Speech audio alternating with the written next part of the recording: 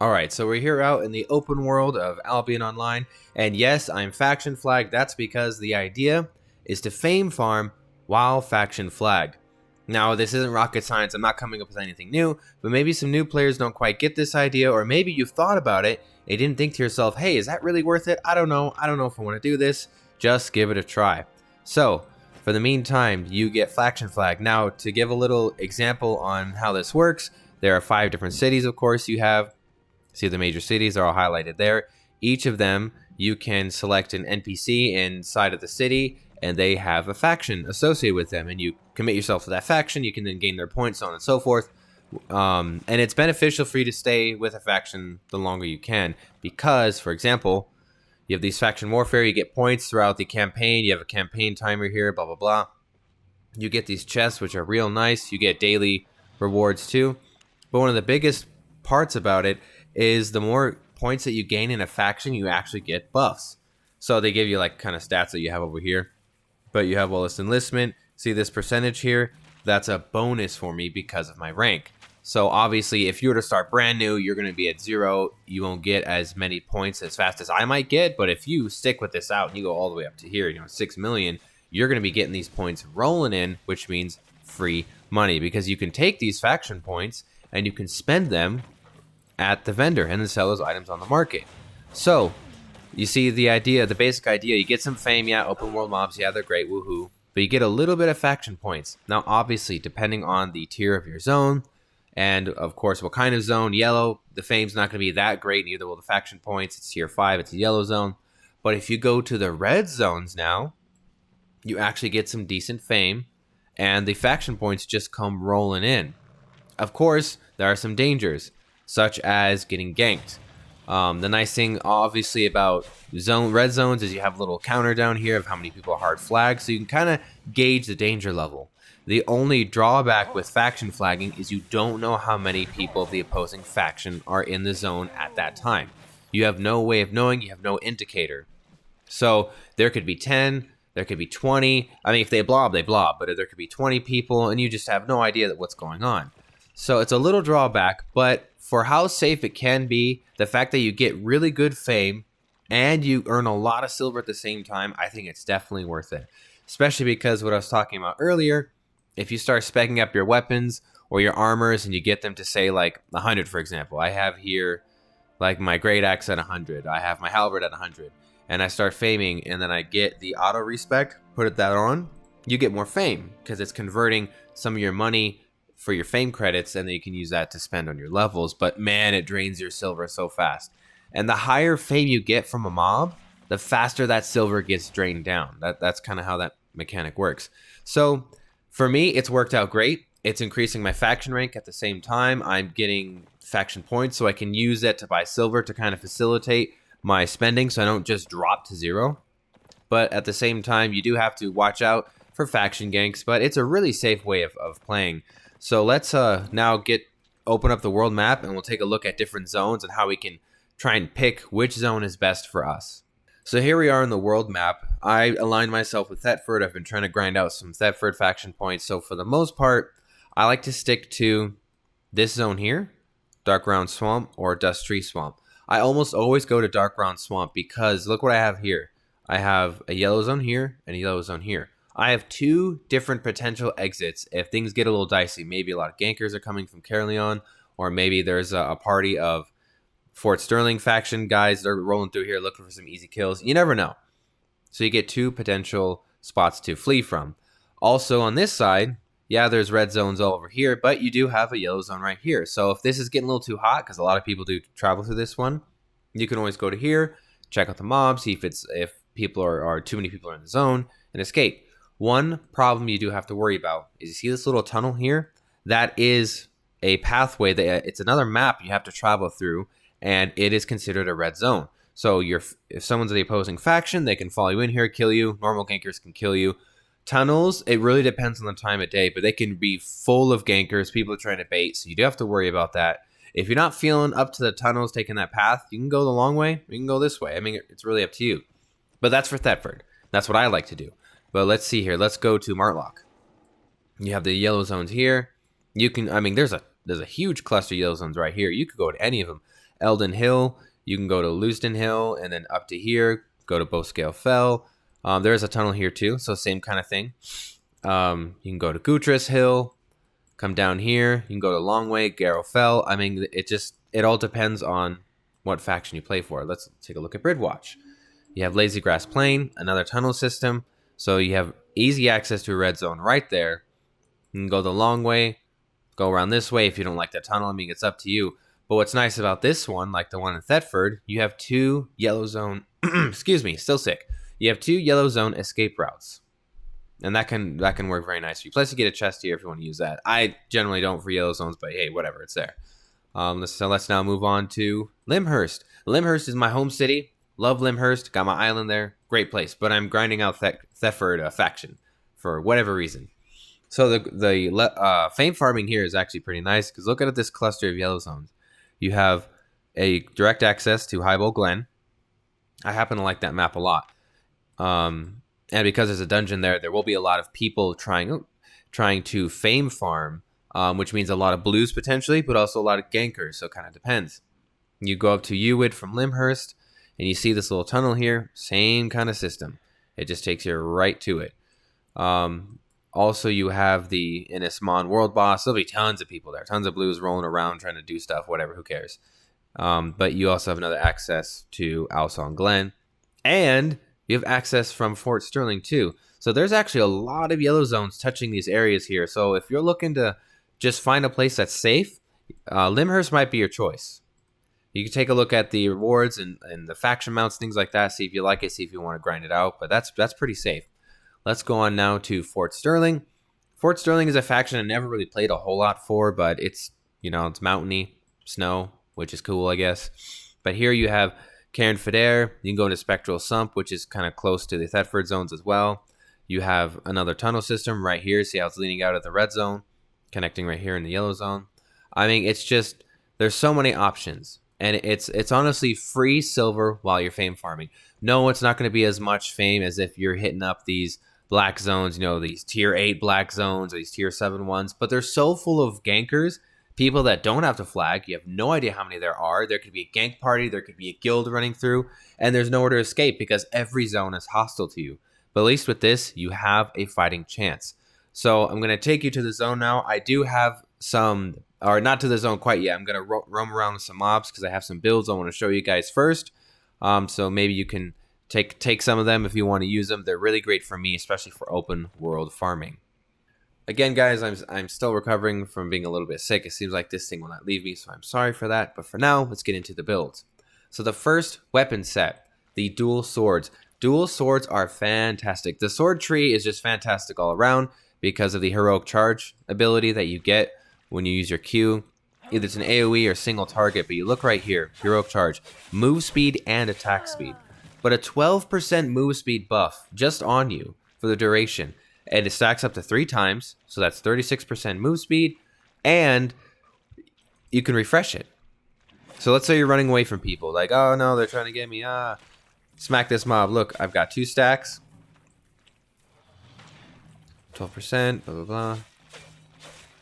Look, 3 stacks, I am zooming away. And if there was another mob here, boom, hit him again, and those stacks would refresh. I mean, that's awesome. It does funnel into your ability to do more damage with your E.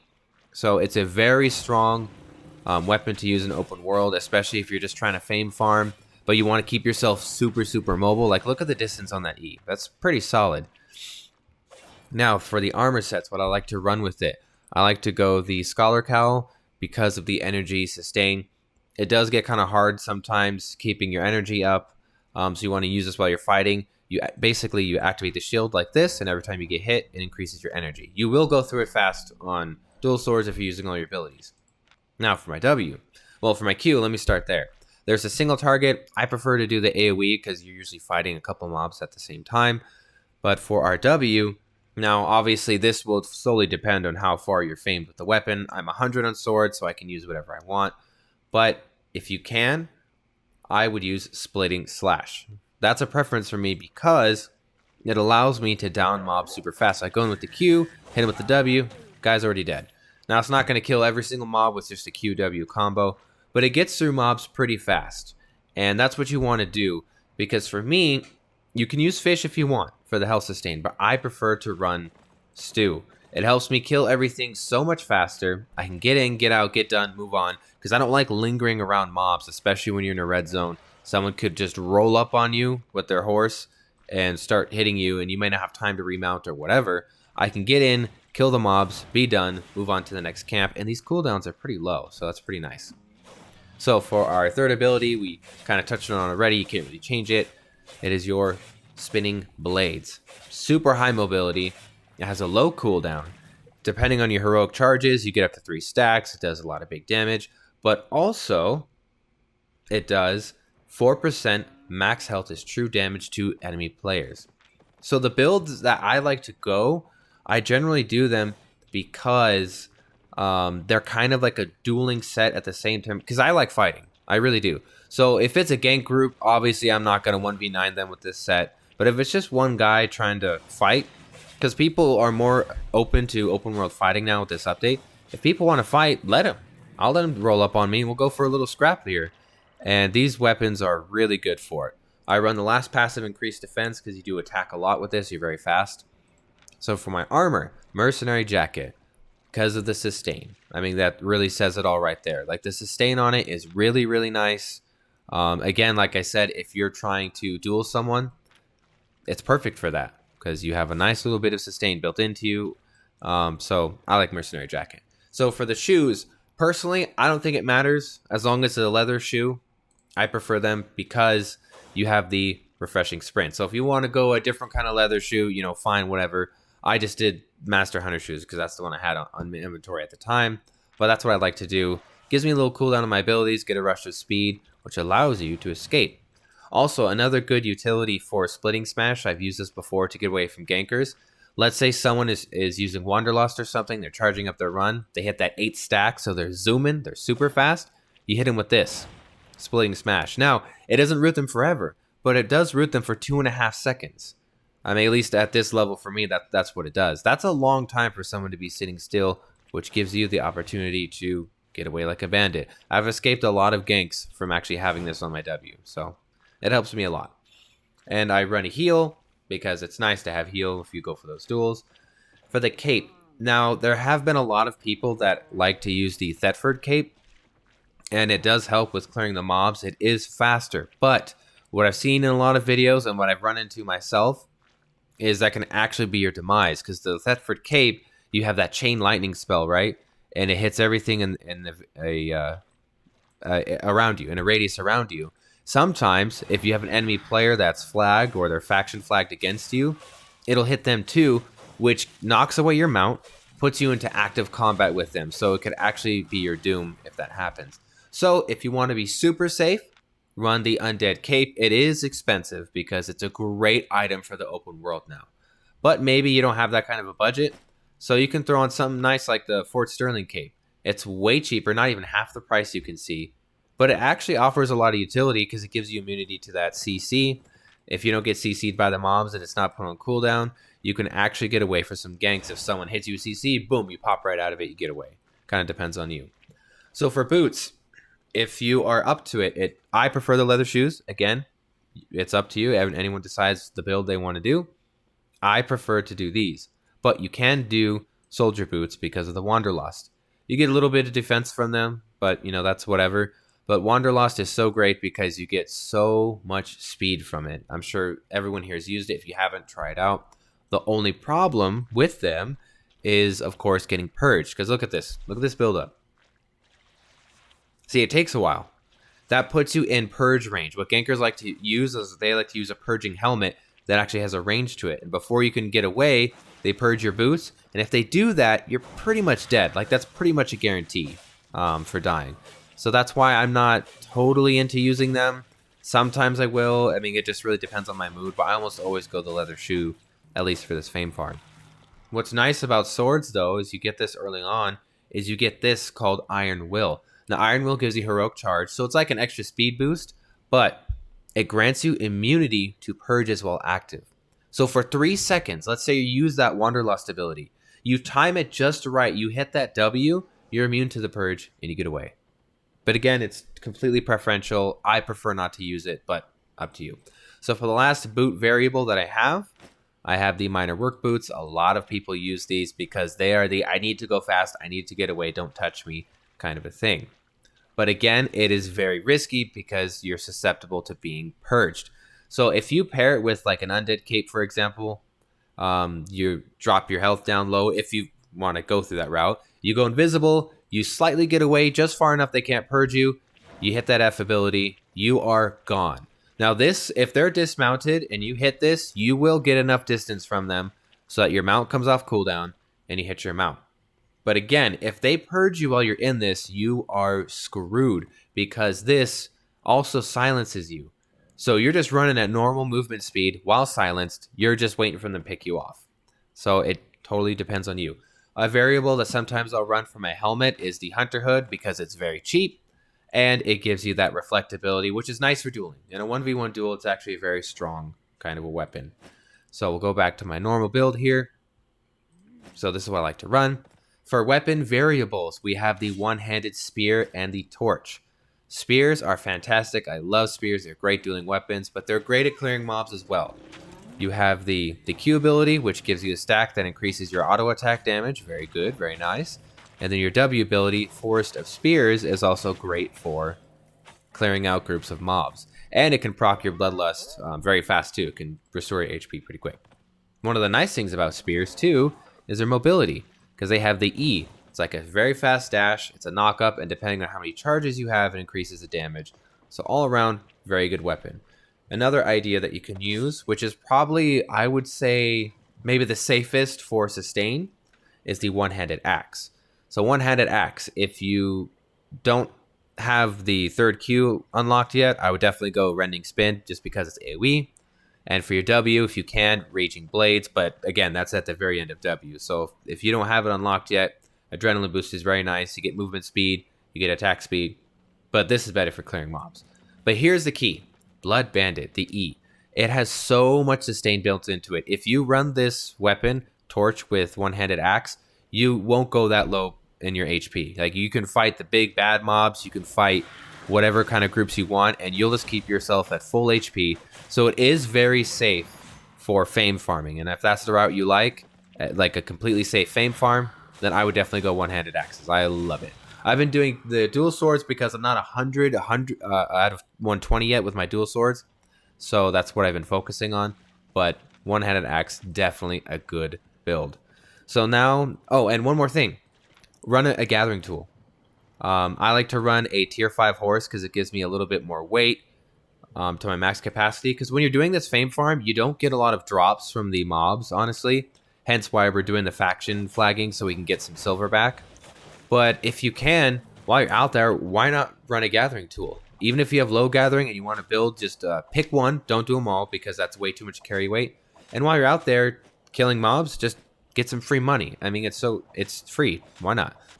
Okay, so here we are after the farm I just finished. I only did it for a half hour because that's how long the food lasts. Interesting how Guild Wars 2 and this both do half hour for their foods.